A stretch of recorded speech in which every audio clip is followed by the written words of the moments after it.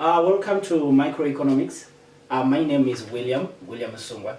I'll be your guide to your second year Microeconomics Principles, isn't it? So we want to look specifically just to remind you of the things that you have already done.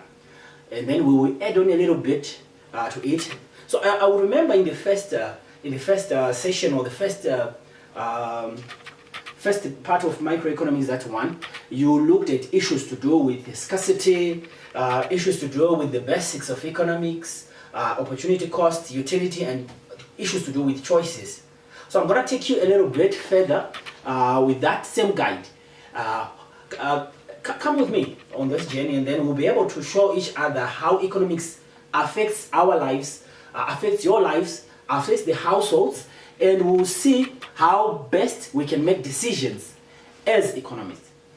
By the end of this lecture, you should be able to make proper decisions, to use basic logic and analogy of situations, policy, to make the right choices at the right time. So basically, that's what microeconomics is all about.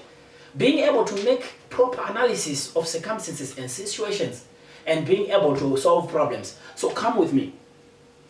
Economics, if you remember, we said is made out of two components. Part one is microeconomics. Part two is macroeconomics. So micro, you have to look at it in terms of micro scale, isn't it? Then macro, you look at it holistically. So we are looking at the macro scale and the micro scale.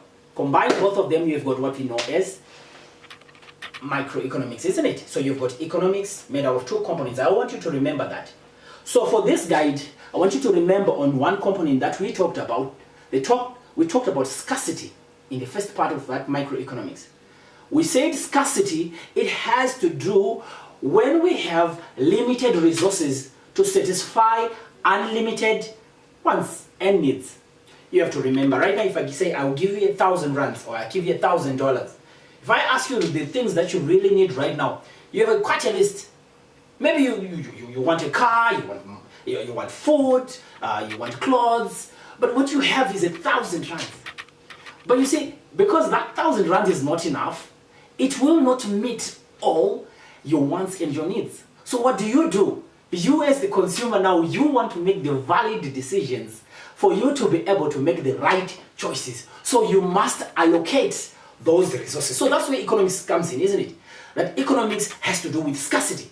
Scarcity meaning how we deal with the economic problem, which is known as scarcity.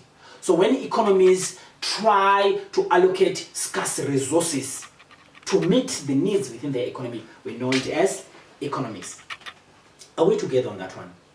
So there are key things that we need to look at. Number one is issue of opportunity cost. We shall talk about it a little bit on. And there's also another key issue on utility. We will talk about it, and we also will look at issues to do with choices. So bear with me.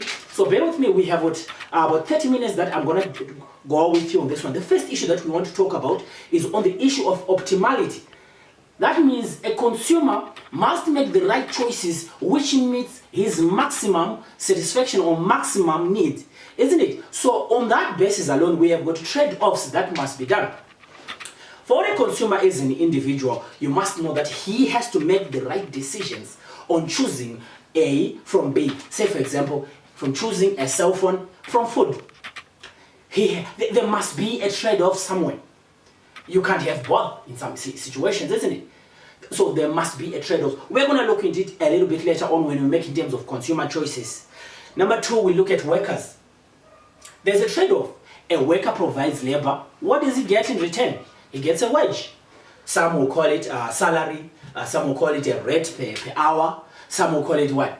Now you remember, depending from organization to organization where you are working, you receive a wage, a salary, or what you call as an income. So three things that I have talked about right now: scarcity, you being able to make a choice, and opportunity cost. I'm going to focus on it just now. But let's just talk in terms of the firms. In terms of firms, there are a lot of trade-offs that you will realize there. For a firm, it makes the productive choice on saying, what do we produce? We as a firm, again, we are faced with the same problem of scarcity. we may have limited resources for us to produce the things that we want. So there is a trade-off. I want to try and simplify it, because people try to complicate economics when it is really a little bit simple, isn't it? So remember, 3 things that we want to look at: scarcity, limited resources to satisfy unlimited ones. Choice, making the optimal choice based on the resources that you have. Number 3, opportunity cost. Simple, it simply means that the cost of the foregone alternative. I would have had a cell phone, but no, I decided to have this. So what is the cost? That is the foregone satisfaction or enjoyment of the cell phone. Do you understand? So we move on to something else that we want to quickly look at. I will take you a little bit earlier on what you did on the first foundations on principles. You talk in terms of a market. If I remember, you will realize that we say that there are buyers and sellers who meet together. There you have it. A market. Simple. Don't try to complicate it. Again, a market where you've got buyers and sellers, they meet together. Now, when those two meet together, they determine a price. When the buyers and sellers meet, you have a price. What is the price? The price is what we know as the market price. So in simple ways, don't try and complicate it. You have a single price in between the buyers and the sellers. Now, ideally, we are talking in terms of a competitive market. Now, you will go on, when we will look later on in terms of macroeconomics, that's later on, you will find that there are different kind of markets, isn't it? But when we talk in terms of competitive markets, we are saying buyers and sellers determine a single market, isn't it? So remember that we've got different types of economies or different kinds of markets. You have got the command system that you find in Cuba, Korea, where the government itself has got a strict control in terms of the prices. Now I want you to remember that. You have got different kinds. You've got the Soviet system, former Soviet system. Now you've got Russia, Bulgaria, and all the other countries. They still are rooted in communism and socialists, isn't it? So you find that most of them, they still have the government determining the price. Now, just to lay the foundation on this, I'll be reminding you on what we did in terms of the principles before we move on, isn't it? So there is something that we will consider. 2 key principles that I want you to remember as we move on. Remember, still chapter 1. You have what we know as normative. Some of what they call normative economics or normative statements or normative analysis. Different authors. But for the purpose of this study, we'll look in terms of a normative economics or normative analysis. Then you have what we know as positive analysis. So you find that whenever you analyze in terms of economics, you find that there are normative and there are positive analysis. Different economists, but already you can see that this one is using positive statements or this one is using normative statements. Let's look at it in terms of this. When you talk in terms of normative statements or normative analysis, you will find a single person uses his value judgment analysis. Again, you're talking in terms of his own personal opinions. Look at it in terms of whenever you've got a news television section, where you've got, say for example, an economist is brought in to analyze. He isn't necessarily giving you factual. He's giving you what you know as his personal value judgments, isn't it?